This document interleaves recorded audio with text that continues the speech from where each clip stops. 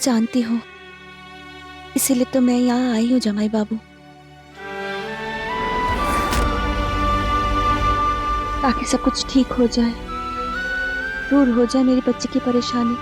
मतलब आप जानती हैं बोनिता की वो परेशानी का इलाज?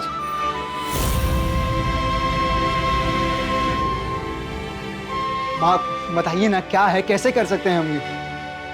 बहुत खुश हूँ मैं यहाँ पर, बहुत खुश, बहुत खुश, बहुत खुश। बहू का रिश्ता टूट गया अनिरुद्ध से, तो क्या हमें देर लगेगी अनिरुद्ध का दूसरा विवाह करने में? अब से हम दोनों पति बाबू की बाड़ी में मजे से एक साथ रहेंगे, है ना माँ? जब तक उस लड़की की समस्या दूर नहीं हो जाती, हम उसे अपनी हवेली में नहीं रहने देंगे। कि ससुराल वाले समस्या अपने सर नहीं रखते, निकाल के फेंक देते हैं। अब तुम्हारी बेटी के भाग्य में कुछ समय का दुख लिखना है या जिंदगी भर का, ये तुम्हारे हाथों में है। उसकी समस्या को दूर करने का बस एक ही उपाय है जमाई बाबू। बताइए।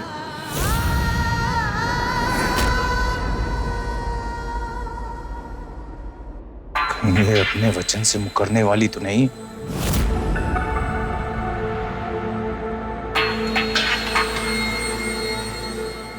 गलती तो नहीं करती मैंने इस पे भरोसा करके?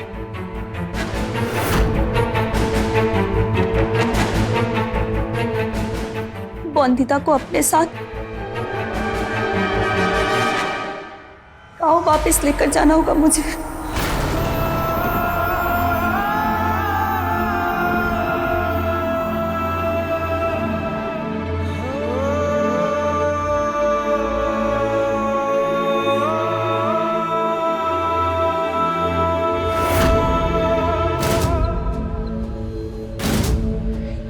ये क्या कह रही हैं आप?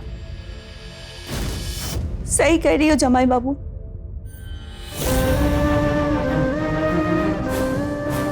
उसकी ये परेशानी का कोई इलाज है या नहीं, कोई जानता है क्या? वो कब तक ठीक होगी? महीने, साल, 10 साल? कोई कह सकता है? नहीं ना। और उसकी समस्या के कारण से उसके ससुराल वाले दुखी रहे, क्या ये सही होगा? नहीं ना।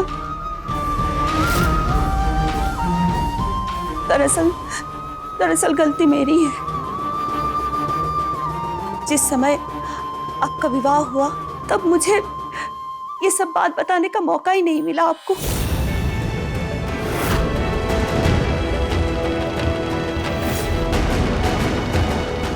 पर अभी भूल सुधारे भी तो जा सकती है ना। और क्या ये सही नहीं होगा जमाई बाबू कि मैं आज रात ही बोंदिता को अपने साथ गांव वापस लेकर जाऊं?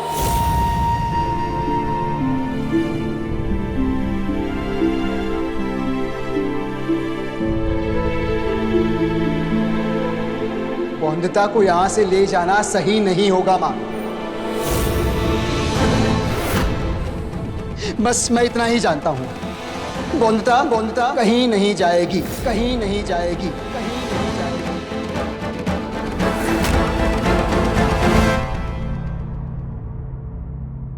जमाई बाबू, आप विश्वास कीजिए, बोंदिता के यहाँ से जाने में ही भलाई है, आपके परिवार के लिए और आपके लिए भी।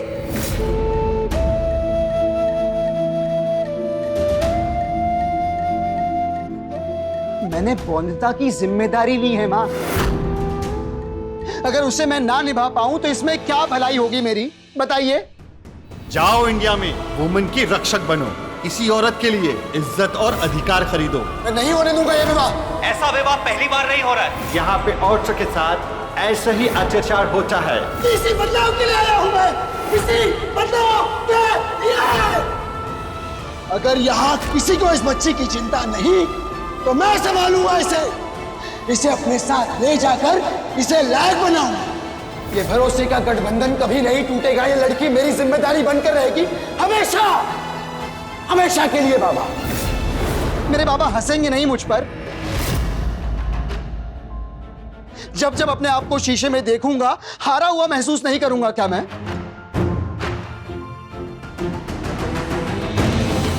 जमाई नहीं मां,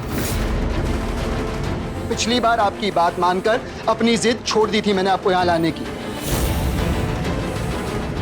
बस इसीलिए क्योंकि मुझे लगा कि आपका कारण सही है। पर इस बार आपको मेरा कारण समझना होगा मां। समझना होगा कि बौनता का यहां रुकना क्यों जरूरी है मेरे लिए। समझना होगा कि उसका इलाज होना क्यों जरूरी है मेरे लिए। समझना होगा कि ये लड़ाई को जीतना जरूरी क्यों है मेरे लिए, जिसे मैंने शुरू किया था मां। और इसीलिए आपसे निवेदन है कि आप कुछ दिन और यहां रुकिए मां।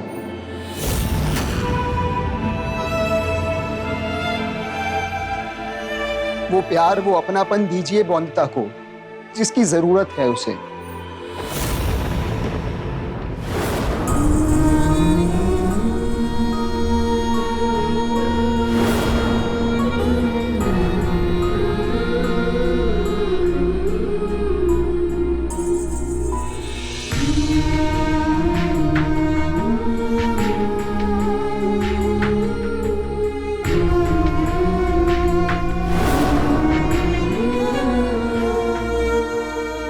और मेरी मदद करिए।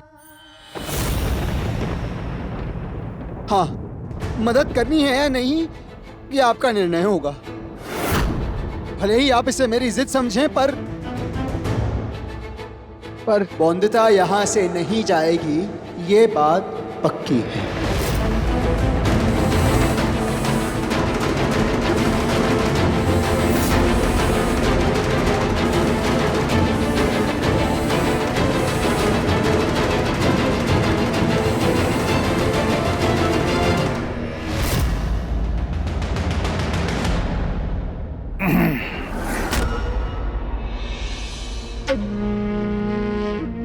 रॉय चौधरियों का खून है, खून में जिद तो होगी ही।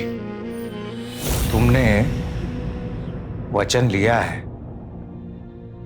याद है ना?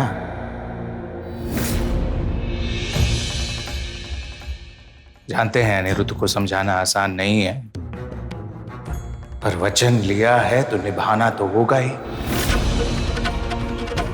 इसीलिए दाम दाम दंड भेद जो भी अपनाना पड़े अपनाओ। घी अगर सीधी उंगली से ना निकले तो उंगली टेढ़ी करो। पर अनिरुद्ध को किसी भी तरह समझाओ। एकादशी के पहले बहू का तुम्हारे साथ यहां से जाना बहुत जरूरी है।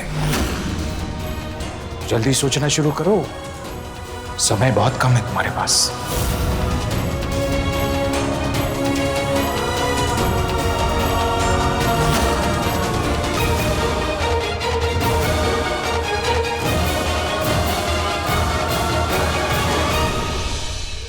अब माँ को ये सब दिखाऊंगी, कितनी खुश होगी ना वो।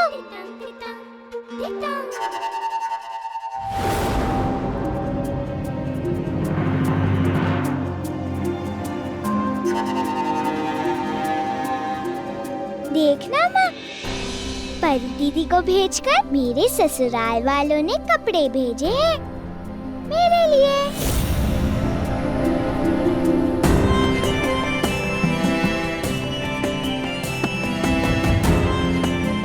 पहला बैसाख की रस्म है ना आज शाम को। तू तो जानती है वो रस्में कौन करेगा? अरे मैं, और कौन? नहीं तो इस घर की बहू। तो और कौन करेगा? तू देखना कितनी अच्छी बहू बनकर सारी रस्में करती है ये बौंदता।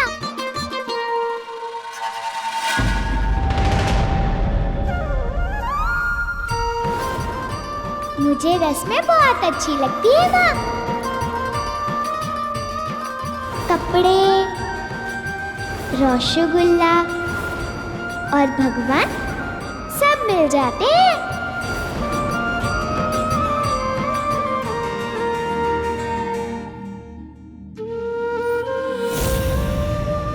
माँ, क्या हुआ? तू इतनी उदास क्यों है? बताना क्या हुआ? वचन लिया है तो निभाना तो होगा ही। अनिरुद्ध को किसी भी तरह समझाओ। एकादशी के पहले बहू का तुम्हारे साथ यहाँ से जाना बहुत जरूरी है। उदास इसलिए हूँ कि मेरा मन नहीं मान रहा है। मुझ में शक्ति नहीं है कि मुझे यहाँ से ले जाऊँ। तुम्हारी माँ ये सोच रही है तुम्हारे घर वालों ने नववर्षों के कितने सारे तोहफे भेजे,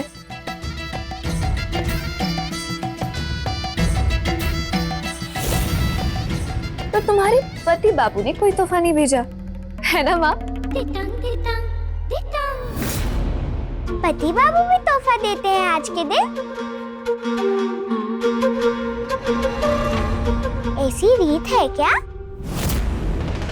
रीत तो है, और ये पहला नववर्ष है ना तुम्हारा ससुराल में, तब तो अनिरुद्ध को तोहफा देना ही चाहिए। और अगर नहीं देता तो तुम्हें उसे लेना चाहिए।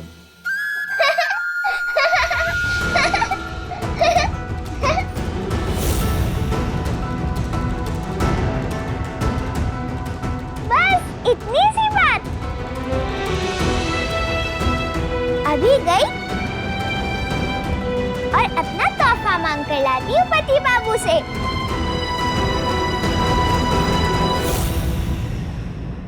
जाओ मांगो तोहफा अनिरुद्ध से। जानती हूँ कितनी चिढ़ है उसे इन सब रीति रिवाजों से, और तुम्हारी इज्जत से और गुस्सा आएगा उसे। आप कब से आई हैं और कुछ खाया भी नहीं है आपने। मैं आपके लिए खाना लेकर आती हूँ। अब नहीं।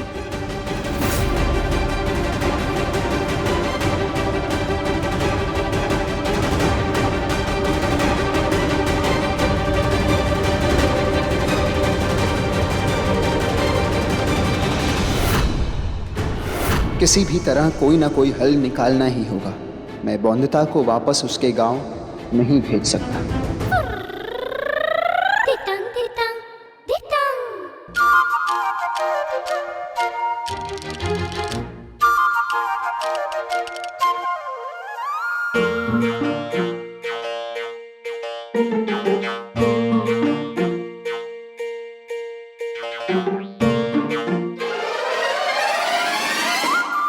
बौंदता, ये कोई खेलने वाली चीज है क्या? वापस दो। मेरी आयुर्वेद की किताब है वो, लाओ। किताब तो तभी दूंगी आपको पति बाबू जब मुझे पोला बैशाख का तोहफा देंगे।